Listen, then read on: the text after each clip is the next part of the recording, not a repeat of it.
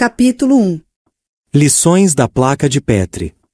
A inteligência das células e dos alunos. Problemas no paraíso. Em meu segundo dia no Caribe conheci meus alunos, 100 ansiosos estudantes de medicina, e percebi que nem todas as pessoas viam aquela ilha como eu, um refúgio pacífico e tranquilo no meio do oceano. Para aqueles estudantes, Montserrat era a última chance de transformar o sonho de se tornarem médicos em realidade. Eram quase todos norte-americanos, da costa leste, com idade e etnia variadas.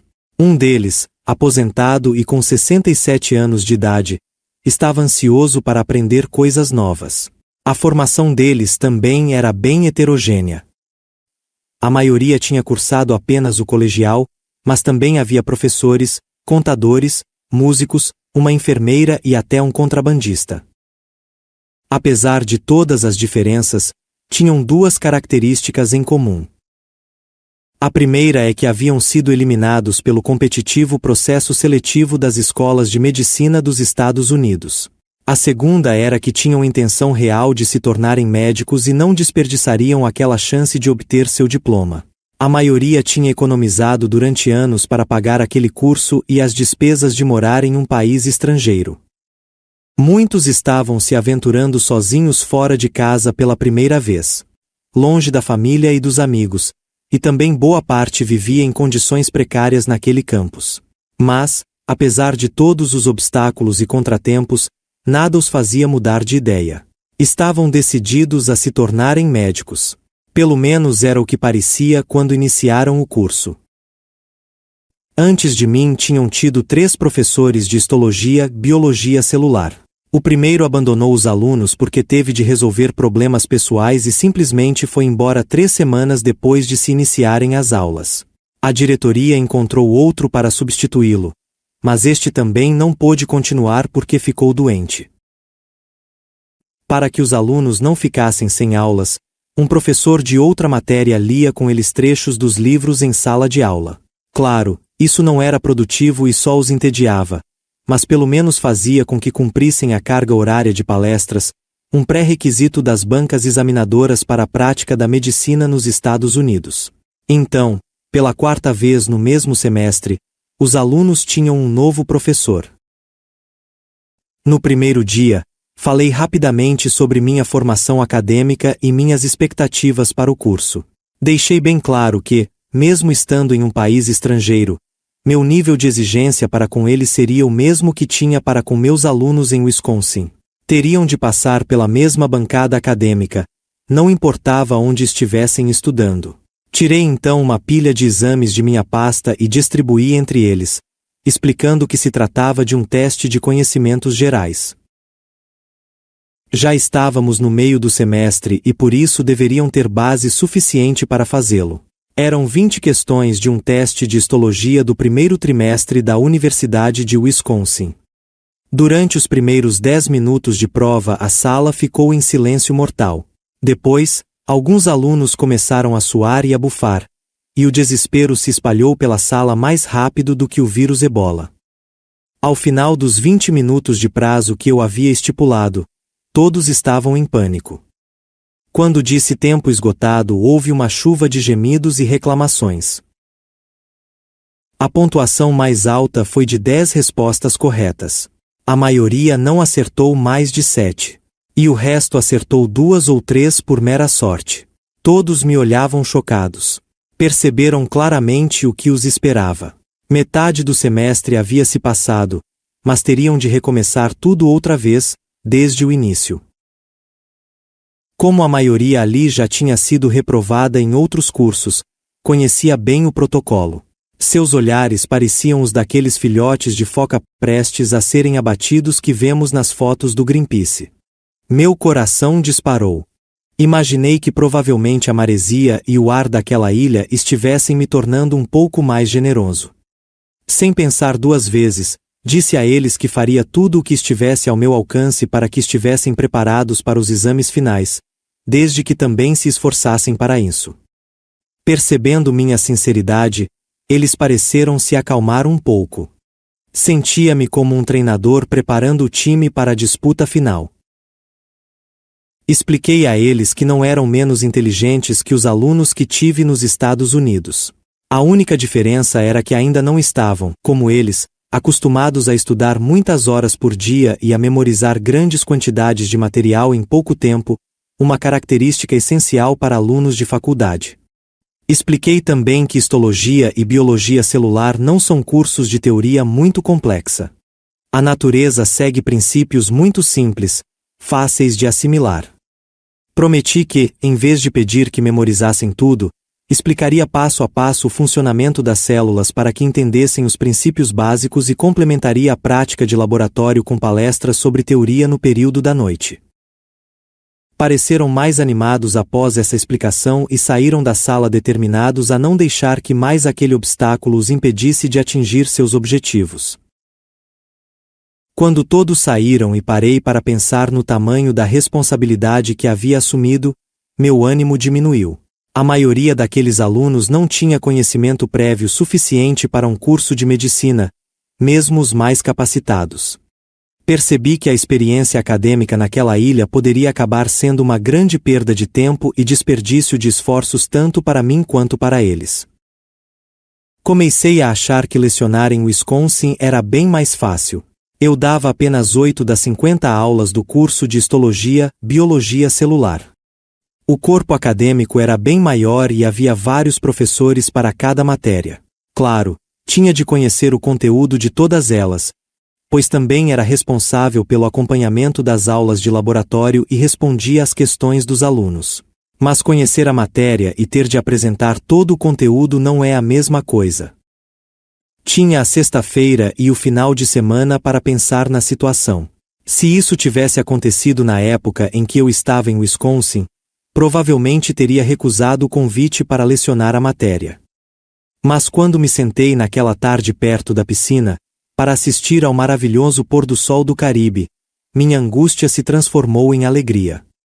Fiquei contente porque, afinal, pela primeira vez em toda a minha carreira de professor, seria responsável por todas as matérias do curso de biologia, sem ter de me adaptar ao estilo ou às restrições de um corpo acadêmico. As células são seres humanos em miniatura. Ao contrário das expectativas, aquele curso de histologia acabou sendo o mais estimulante e intelectualmente profundo de minha carreira acadêmica. Como tinha liberdade para desenvolver o conteúdo da maneira que desejasse, resolvi colocar em prática uma técnica que tinha em mente havia anos. Sempre achei que comparar as células a seres humanos em miniatura poderia facilitar muito a compreensão dos alunos sobre sua fisiologia e comportamento. Montei então um esboço do curso com base nessa ideia e o resultado pareceu bem interessante. Muito provavelmente despertaria em meus alunos o mesmo entusiasmo que eu tinha em relação à ciência quando criança. Apesar de não gostar do aspecto burocrático da vida acadêmica, com todas aquelas reuniões e festas chatas, toda vez que entrava em um laboratório para fazer pesquisas me sentia exatamente como aos 7 anos de idade, feliz e entusiasmado. A ideia de comparar células a seres humanos se desenvolvia cada vez mais em minha mente, pois após tantos anos observando-as por meio do microscópio, sentia-me como um grão de areia diante de uma forma de vida tão complexa e imponente, embora anatomicamente simples, exatamente como uma placa de Petri. Você provavelmente aprendeu na escola alguns conceitos básicos sobre os componentes de uma célula. O núcleo, que contém material genético, a mitocôndria, que produz energia, a membrana que a reveste e o citoplasma, que fica entre eles. Mas dentro de cada uma dessas partes aparentemente tão simples há um vasto universo. A estrutura das células envolve tecnologia tão avançada, que os cientistas ainda não conseguem compreendê-la totalmente. Minha técnica de compará-las a seres humanos certamente pareceria heresia para a maioria dos biólogos. Tentar explicar a natureza de um ser não humano utilizando como referência o comportamento humano é chamado antropomorfismo. Os verdadeiros cientistas consideram o antropomorfismo um verdadeiro pecado mortal e criticam os cientistas que o utilizam. Mas naquele momento eu tinha um bom motivo para quebrar as regras. Os biólogos estudam e compreendem os processos da natureza por meio da observação e do desenvolvimento de hipóteses sobre seu funcionamento, e para se certificar de que estão no caminho certo, realizam experiências. Portanto, criar hipóteses e experiências requer mecanismos de raciocínio sobre como as células ou outros organismos vivem. O que os cientistas ainda não perceberam é que, a partir do momento que aplicam soluções e pontos de vista humanos para desvendar os mistérios da vida, estão praticando antropomorfismo. Não importa quanto se discuta o assunto, a ciência e a biologia possuem características humanas. Pessoalmente, acredito que a crítica ao antropomorfismo ainda seja remanescente da Idade Média, quando os líderes religiosos negavam qualquer relação entre os seres humanos e as outras espécies criadas por Deus. Entendo que é um exagero comparar objetos como lâmpadas, rádios ou ferramentas a seres humanos, mas não vejo problema quando se trata de organismos vivos. Somos todos organismos multicelulares, e portanto, temos muito em comum em termos de comportamento, se comparados às nossas células. Também entendo que é necessário um tipo diferente de percepção quando se trata de estabelecer paralelos desse tipo. Historicamente, nossas crenças judaico-cristãs nos levaram a acreditar que nós somos seres inteligentes e criados por meio de um processo diferente e totalmente distinto daqueles utilizados para plantas e animais. Isso nos faz sentir superiores em relação a todas as formas de vida menos inteligentes, especialmente os organismos que se encontram em posições menos elevadas da cadeia evolutiva. Mas esse conceito está totalmente fora da realidade. Quando observamos outros seres humanos como entidades individuais ou consideramos nós mesmos organismos únicos ao vermos nossa imagem refletida em um espelho, estamos corretos de certa forma, ao menos em nível de observação. Mas quando nos reduzimos ao tamanho de uma célula para analisar nosso próprio corpo sob a perspectiva celular, passamos a ver o mundo sob uma nova perspectiva. Não nos vemos mais como uma entidade única e sim como uma comunidade de mais de 50 trilhões de células. Enquanto preparava minhas aulas para aquele novo curso, uma enciclopédia que eu usava quando criança me vinha à mente com frequência. A parte de ciências tinha uma ilustração de 7 páginas transparentes e sobrepostas mostrando o corpo humano em detalhes. A primeira mostrava a figura de um homem nu. A segunda mostrava o mesmo corpo, porém sem a pele, com os detalhes da musculatura. A cada página viam-se detalhes diferentes, como o esqueleto, o cérebro, a estrutura nervosa, as veias e os órgãos internos. Adaptei a ideia ao meu curso no Caribe e imaginei as mesmas transparências mostrando a estrutura celular. A maior parte dos componentes da estrutura de uma célula é chamada de organela, seus órgãos em miniatura que ficam dentro de uma substância gelatinosa chamada citoplasma. As organelas equivalem aos tecidos e órgãos do corpo humano. Possuem um núcleo, que é sua maior organela, uma mitocôndria e o complexo golgiense, além de vacúolos. Os cursos tradicionais apresentam primeiro essa estrutura celular, depois passam aos tecidos e órgãos do corpo humano, mas fiz algo diferente. Integrei as duas partes do curso mostrando as semelhanças entre os corpos humano e celular. Ensinei a meus alunos que os mecanismos bioquímicos utilizados pelos sistemas de organela celular são basicamente os mesmos utilizados por nosso corpo. Embora sejamos compostos de trilhões de células, enfatizei que não há sequer uma nova função em nossos corpos que não esteja presente também nos das células. Cada célula eucariótica, isto é, que contém um núcleo, possui uma estrutura funcional equivalente aos nossos sistemas nervoso, digestivo, respiratório, excretor, endocrinológico, muscular, esquelético, circulatório, tegumentar, reprodutivo e até mesmo algo parecido com nosso sistema imunológico, porém mais primitivo, que utiliza uma família de proteínas semelhantes a anticorpos do tipo ubiquitina. Expliquei também que cada célula é um ser inteligente e que sobrevive por conta própria, algo que os cientistas já demonstraram retirando células individuais do corpo, para mantê-las em cultura separada. Assim como eu havia descoberto intuitivamente durante minha infância, essas células inteligentes têm vontade própria e um propósito de vida. Procuram ambientes que sejam adequados à sua sobrevivência e evitam todos os que possam ser tóxicos ou hostis. Da mesma maneira que nós humanos fazemos, analisam as centenas de estímulos que recebem do microambiente que habitam para selecionar as respostas comportamentais mais adequadas e garantir sua sobrevivência. As células também são capazes de aprender com as experiências que vivenciam em seu ambiente e de criar uma espécie de memória que é passada aos seus descendentes.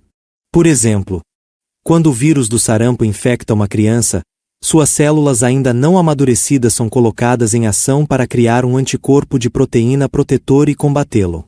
Nesse processo, as células criam um novo gene que servirá de padrão para a fabricação de anticorpos contra o sarampo. O primeiro passo para gerar um gene de anticorpos ocorre no núcleo das células imunológicas imaturas. Em seus próprios genes há um grande número de segmentos de DNA que contêm códigos de fragmentos moldados de proteínas. Recombinando e montando aleatoriamente esses segmentos, as células imunes criam uma vasta gama de genes que formam uma proteína única de anticorpos. Então, quando uma célula imune matura, produz uma proteína de anticorpos que seja um complemento físico semelhante ao do vírus do sarampo, aquela célula é ativada.